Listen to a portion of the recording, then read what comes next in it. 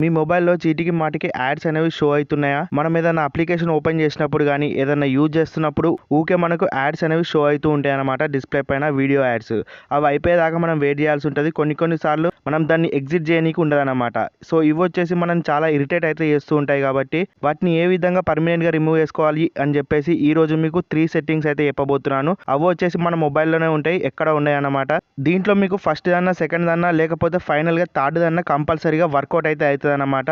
Video వచ్చేసి చాలా ఇంట్రెస్టింగ్గా క్లియర్గా ఉండబోతుంది కాబట్టి మీ ప్రాబ్లమ్ అనేది సాల్వ్ చేయబోతుంది కాబట్టి ఎక్కడ స్కిప్ అయితే చేయకుండా చూడండి friends. So first of all మనం దాని గురించి ఏం చేయాలంటే ముందుగాల మన మొబైల్ సెట్టింగ్స్ ఉంటాయి కదా, అదైతే ఓపెన్ చేసుకోవాలన్నమాట.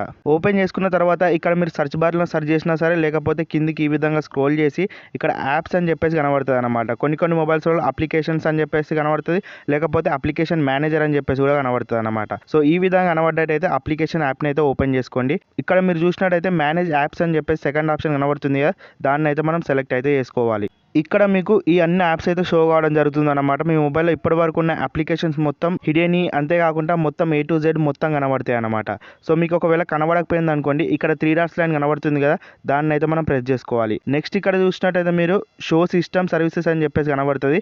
ఇక్కడ నాకు హైడ్ కనబడుతుంది, ఎందుకంటే ఇక్కడ ఆల్రెడీ నేను ఆ బటన్ అయితే ప్రెస్ చేసి పెట్టాను కాబట్టి ఇక్కడ నాకు అన్ని షో అవుతున్నాయి. మీకు షో సిస్టమ్ సర్వీసెస్ అని చెప్పేసి కనబడుతుంది, దాన్ని అయితే క్లిక్ చేసుకుంటే మీకు A to Z ఏవైతే యాప్స్ ఉన్నాయో మొత్తం షో కావడం జరుగుతుంది.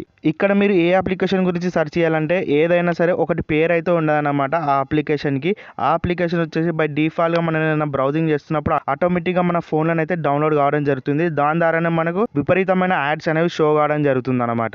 సో మీరు దాన్ని వచ్చేసి సెలెక్ట్ అయితే చేసుకోవాలి. ప్రస్తుతానికి మన మొబైల్లో ఎటువంటి అప్లికేషన్ అనేది లేదు. ఒకవేళ ఉన్నట్టయితే ఈ విధంగా ఇక్కడ మీరు చూస్తారు కదా, ఎటువంటి లోగో అయితే ఉండదన్నమాట దానికి, అంతేకాకుండా దానికి పేరు కూడా ఉండదు. సో దాన్ని మీరు ఏం చేసుకోవాలి, సింపుల్గా అన్ఇన్స్టాల్ అయితే చేసుకోవాల్సి ఉంటుంది అనమాట. సో దాన్ని ఓపెన్ చేసినాక ఇక్కడనే మీకు కిందనే అన్ఇన్స్టాల్ అని చెప్పేసి కనబడుతుంది, దాన్ని అయితే అన్ఇన్స్టాల్ చేసుకుంటే మీకు ఆ యాడ్స్ సంబంధించిన ఇరిటేషన్ అయితే రాదు, యాడ్స్ అనేవి మొత్తానికి రావు. ఒకవేళ మీ మొబైల్లో ఈ యాప్ అనేది లేకపోయింది అనుకోండి, ఇంకో నెక్స్ట్ సెట్టింగ్ కూడా చెప్తాను, అది కూడా కంపల్సరీగా మీరు చెక్అవుట్ అయితే చేసుకోవాలి. ఆ నెక్స్ట్ సెట్టింగ్ ఎక్కడ ఉంటుంది ఏం కథ అంటే, ఇక్కడ మీరు చూస్తారు కదా మీ మొబైల్లో ప్రతి ఒక్కరి మొబైల్లో ఫైల్ మేనేజర్ అని చెప్పేసి ఒక యాప్ అయితే ఉంటుంది అనమాట. దాన్ని అయితే మనం ఓపెన్ అయితే చేసుకోవాలి. ఓపెన్ చేసుకున్న తర్వాత ఇక్కడ మీరు ఏం చేస్తారంటే ఇక్కడ యాప్స్ అని చెప్పేసి ఇక్కడ డైరెక్ట్ కనబడితే దీన్ని అయితే ప్రెస్ చేయండి. ఒకవేళ మీకు కనబడకపోయింది అనుకోండి, మీ మొబైల్లో యాప్స్ ఎక్కడ ఉన్నాయో అదైతే ఓపెన్ చేయాల్సి ఉంటుంది. ఇప్పుడు ప్రస్తుతానికి మనకి యాప్స్ అని చెప్పేసి ఇక్కడనే కనబడుతుంది కదా, దీన్ని అయితే మనం ప్రెస్ అయితే చేసుకోవాలి. ఏపీకేస్ అని చెప్పేసి కనబడుతుంది కదా, దీన్ని ప్రెస్ చేసుకున్న తర్వాత ఇక్కడ ఏదో ఒక యాప్ అయితే ఇన్స్టాల్ చేసి ఉంటుంది అనమాట, మీకు బ్యాక్గ్రౌండ్లో తెలియకుండా. ఈ విధంగా ఉన్నట్టయితే దాన్ని ఎంబటే ఇప్పుడే అన్ఇన్స్టాల్ అయితే చేసేసేయండి, రిమూవ్ అయితే చేసేసేయండి.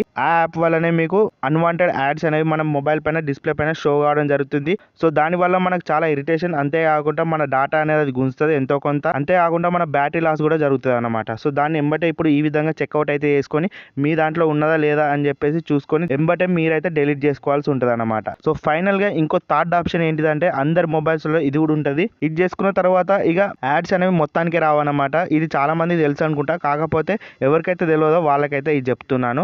సో ఫస్ట్ ఆఫ్ ఆల్ దీని గురించి మనం సెట్టింగ్స్ అయితే ఓపెన్ చేయాలా.